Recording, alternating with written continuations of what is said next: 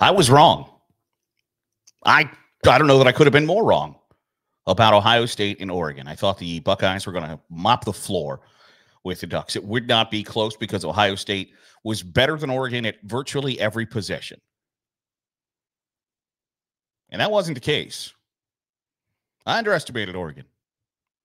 Their wide receivers are significantly better than I thought they were. And their offensive line is either on par or better than Ohio State's. And that played a big factor in the win. Because you know what Dillon Gabriel didn't face at all on Saturday? Pressure. Ohio State never really got to Dillon Gabriel. And their offensive line deserves credit for that, deserves praise for that. Because Ohio State has pass rushers, both on the edge and up the middle.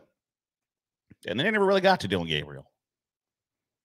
Oregon had a really good game plan that they executed. They were looking to steal possessions whenever they could get them.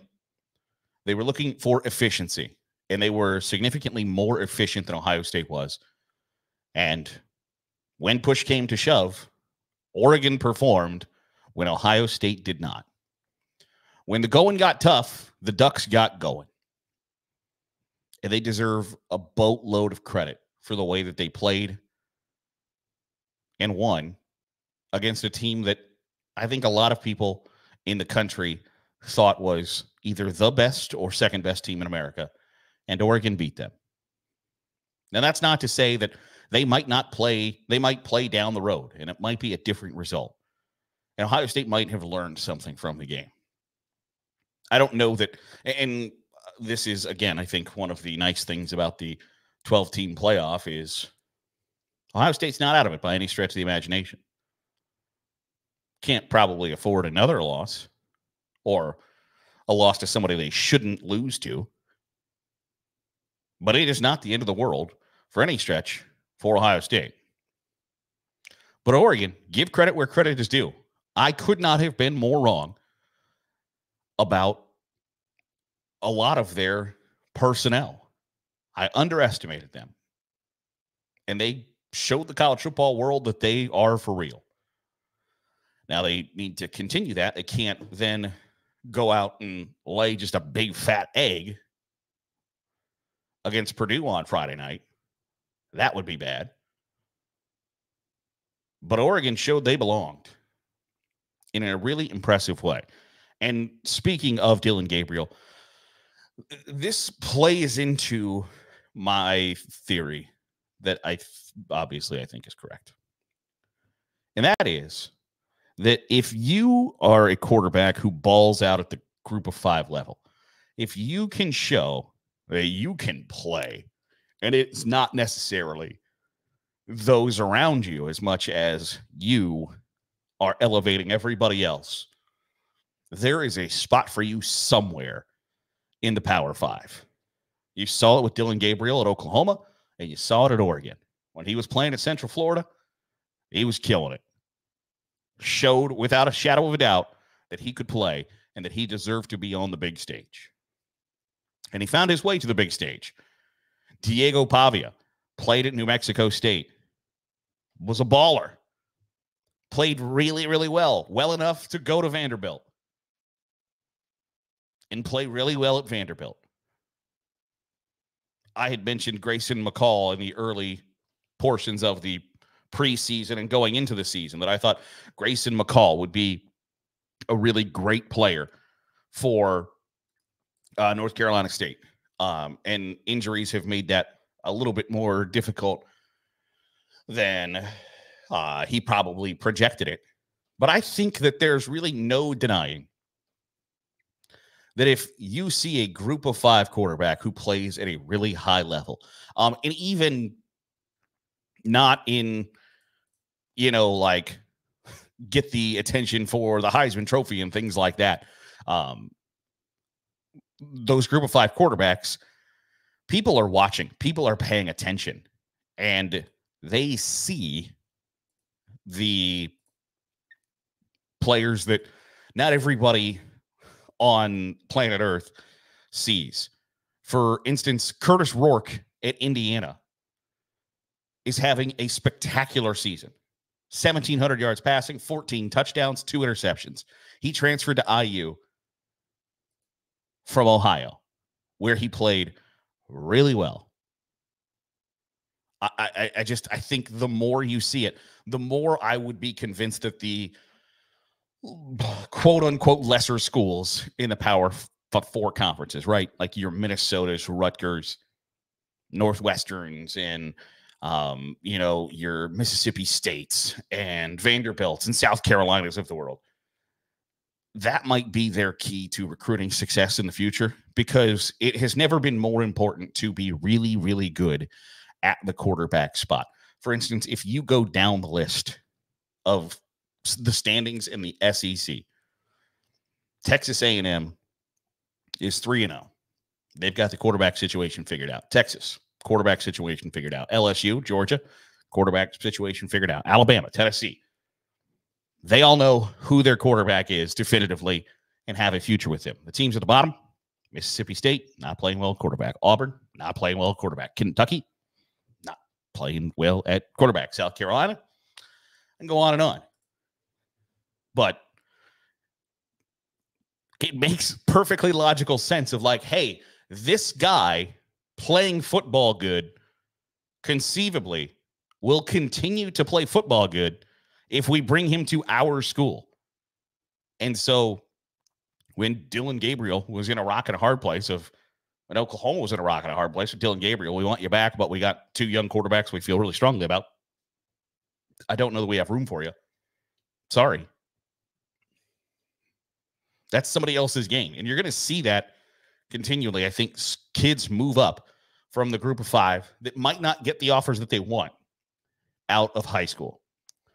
And the options continue to be like, hey, I can go to this Power 4 school and I can sit and wait my turn until maybe I'm a junior and play. But I run the risk of them bringing in somebody else from the transfer portal who might derail my plans and I'm going to go somewhere else. So I'm going to go to a group of 5 school as a freshman, maybe get on the field, show something a little bit. At worst, play as a sophomore and have the opportunity to move up to the Power 4. I think you're going to see that more and more and more, where kids are the idea of getting on the field as early as possible, fast-tracking yourself to as much game tape as possible to send to Power 4 schools and NFL scouts is going to be the name of the game. And if you can play at the group of 5 level, the quarterback position really well, I think time after time after time, we see that translate to the Power 5 level. And if that's going to continue, I think you're going to see that develop more and more and more. That it makes logical sense if you play quarterback really well. You're going to keep doing it when we put better coaches around you, better strength and conditioning, better nutrition, better players around you. You're going to play that much better.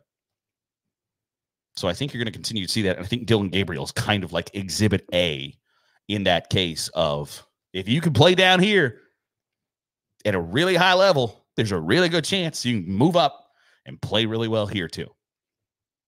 And he put that on display on Saturday night and won Oregon a football game. It's time to take a look at our Sunday Stiff Arm Trophy update. This is my Heisman Trophy ballot. I don't have one, would like one, but we update who I would vote for every Sunday here on the Daily Huddle. So my Heisman ballot looks like this. Ashton Jeanty remains at the top. I don't know how you vote for anybody else, frankly. Ashton Jeanty has 1,248 rushing yards and 17 touchdowns for the best group of 5 school in the country. They're 5-1, and their one loss is by an incredibly small margin, 3 on the road at Oregon, who is now the number 2 team in the country. He has 17 touchdowns, averaging 10 yards per carry. On Saturday, he rushed for 31 carries, 217 yards, and a touchdown against Hawaii. He averaged 7 yards per carry and brought his average yards per carry down for the season. If that doesn't show you what kind of performance Ashton Jeanty is having, I don't know what will tell you. In all of last season, he had 1,300 yards and 14 touchdowns. Right now, he's got 1,200 yards and 17 touchdowns. And they still have half a season to go. Ashton Genty should be at the top of your Heisman ballot if you have one. Travis Hunter, Colorado, it has my second Heisman ballot place. I think him continuing to get the opportunities to play on both sides of the football is going to continue to put him at the top of the Heisman Trophy race. Colorado is 4-2, as long as they don't just fall off the face of the earth. Now, he didn't have a big receiving weekend against Kansas State. Three catches, 26 yards. He's not getting a ton of chances to make tackles or interceptions because they just don't throw at him, which is, you deserve a little bit of credit from that standpoint. But I'll keep him at number 2 for now. But I'm unless he starts to produce more offensively, I don't think he's going to stay in those top 3. And then finally, Jalen Milroe did not have a great Saturday against South Carolina. Only missed 7 passes. However, 2 of them were for interceptions. Threw for 209 yards and a touchdown. Had 2 rushing touchdowns as well. He continues to perform through both the air and the ground. But for Alabama and Jalen Milroe to stay in the Heisman Trophy race, they can't continue. They can't lose to Vanderbilt and continue to then struggle against South Carolina. And you could probably argue deserve to lose to South Carolina. They have a decently tough schedule coming up where they're going to play Missouri, LSU, and Oklahoma, Tennessee, Missouri, LSU back to back to back. Jalen Milroe can cement himself as a finalist to New York, or he can watch those dreams dwindle in those 3 games. But it's something to keep an eye on. But right now, I don't know how you vote for anybody other than Ashton Genty. That'll do it for today's episode of the Daily Huddle. Appreciate you making us a part of your day, however it is, wherever it is you're doing so. If you are watching on YouTube, hit the subscribe button. Make sure you're getting all the great college football content we're pumping out. If you're listening on the podcast feed, drop a 5-star review. Goes a long way in helping out the channel. See you tomorrow for another episode of the Daily Huddle.